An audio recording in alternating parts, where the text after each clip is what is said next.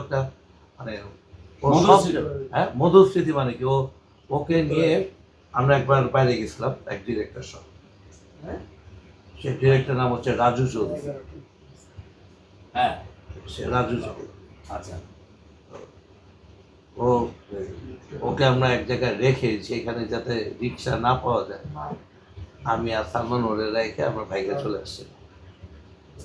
পরে ওই রাতে ওই সময়টায়, তখন তো এখন যেমন যে রিক্সা গাড়িতে অ্যাভেলেবেল, তখন কিন্তু মানে শান্তিনগর, এখান থেকে শান্তিনগর অনেক দূর, কিন্তু ওইটা একটা গ্রাম অঞ্চলে রজপাড়া গায়ে আমরা ফেলে আমরা বাস নিয়ে চলে আসছিলাম, সরি গাড়ি নিয়ে চলে আসছিলাম। পরের দিন যে তার দেখা পেয়েছে এবং দুইজনই আমরা তখন ওটা দেখা পালাইছি, এই আমাদের ফিল্মে রাজু শো। আমি চাই ওর সঠিকভাবে সালমান হত্যার বিচার। এখন বিচার আগে হয়েছে কিনা, সঠিক হয়েছে কিনা তাও আমি জানি না, যেইভাবেই হোক মানে ওনার বিচারটা আমি অ্যাকচুয়ালি বলতে পারবো না। তবে কোনো যদি ক্লু পায়, ওই ক্লু ধরে যদি আগায়, বা আগেও পেয়েছে কিনা বা কেউ মানতেছে কিনা, বা আমি মনে করি যে যেইভাবে হোক মানে একটা ক্লু যদি ধরে যদি আগাইতে পারে তাহলে বোধহয় হবে। আমি চাই ওর বিচারটা হোক। আমরা তো বাংলাদেশের একটা সুপারস্টার, আমার বন্ধু হিসাবে বলবো না, শুধু আমার বন্ধু না, আমার কিন্তু খুব ভালো বন্ধু ছিল। ওর নাম কিন্তু ইমন। হ্যাঁ, আপনারা যারা সালমান হিসাবে জানেন, ওর নাম কিন্তু ইমন। আমি ঢাকা রেসিডেন্সিয়াল মডেল স্কুলের ছাত্র। আমি যখন আসতাম তখন ইমন এসে আমার একসাথে আড্ডা দিতাম।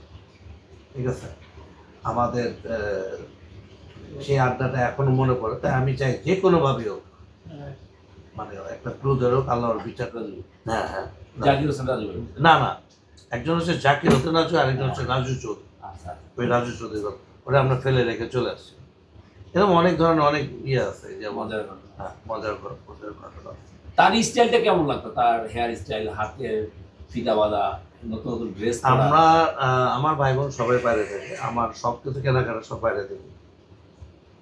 সালমান আমরা একসাথেই, আমার বাসায় যদি কখনো দরকার হতো সালমান আমার কাপড় পরছে, যদি আমার দরকার হচ্ছে আমি সালমানের কাপড়। কিন্তু ম্যাক্সিমাম টাইমই এরকম হচ্ছে যে এসে বলছে যে কাপড় তোর এই কাপড়টা দিয়ে বেড়ে গেছে।